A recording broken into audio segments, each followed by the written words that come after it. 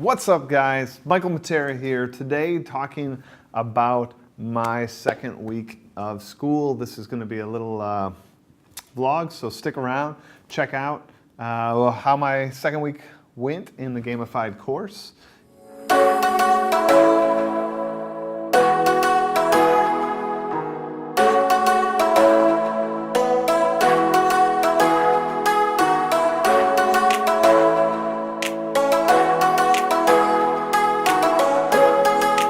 Second week was great. I got to know more of the kids. I loved it.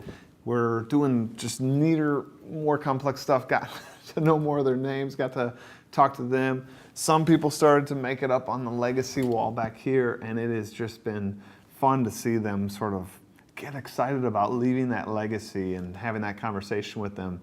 But my absolute favorite thing that I do every year is doing this Marshmallow challenge. I didn't come up with the Marshmallow challenge. It's something you guys should definitely check out. I will put in the links down in the show notes to the directions, the site that I use, that I created to sort of make it a little more thematic, as well as this TED Talk about the Marshmallow challenge, because I show that as well. What it is, boil it down.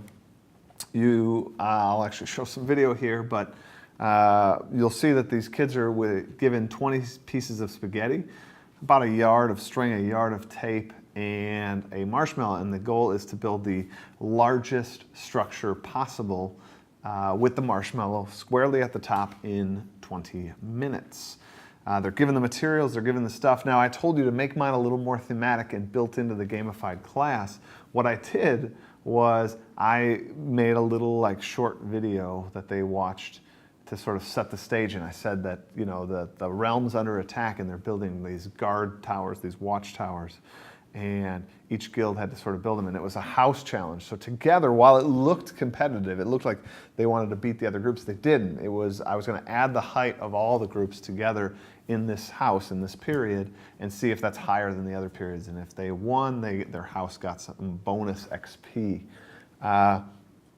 So that made it a little more thematic. That link's down below if you want to check it out, see if you want to do something similar. Additionally, as you can see in the videos, the kids just loved it. They're all in, they're focused, and they're really trained on doing the best they can do on this activity.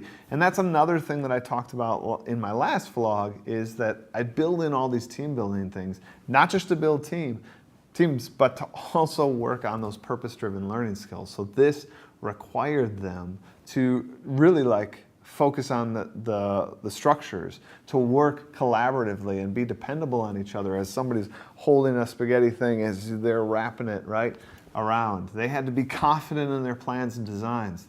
They definitely had to be resilient, as these things constantly were falling over and not working.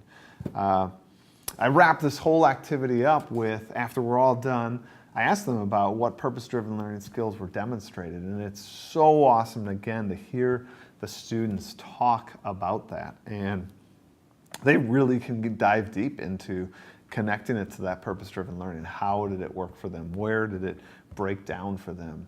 And that's such a powerful skill to sort of reflect over an activity like that and sort of break it down and to dissect it with this lens of purpose-driven learning. Where did it go wrong? Where did it go right? And how can we learn from that? Really, ultimately, that's the goal, right? So we did that. That went really well. Afterwards, we then watched this video, which is linked below, this TED Talk about it. And it is so good. It really reinforces it. It's 7 minutes long.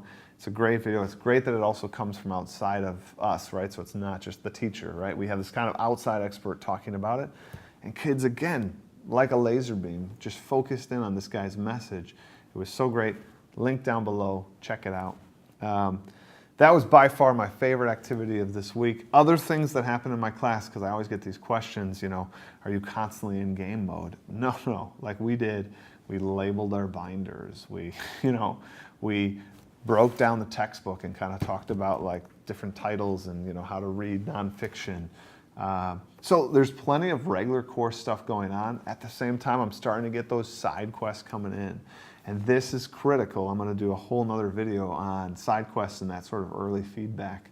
But this is a big moment to sort of set the tone for the year. So I'm getting those. I'm excited about those. And ultimately, like second weekend, it's going really well. I appreciate having you along for the ride. I hope you guys, subscribe, smash that subscribe button, hit it, ring the bell if you want. I'm not certain what that does, but do it anyways. Give it a like, a comment. I love hearing from you guys. Actually, if you could, down below, share how is your beginning of the year rolling out, gamified or otherwise. We want to hear from you. We're a tight community here in the Explore Like a Pirate community, so share how your year's going. I'd love to hear from you. And thanks for watching my second week vlog. Glad to have you along for the ride. Until next time.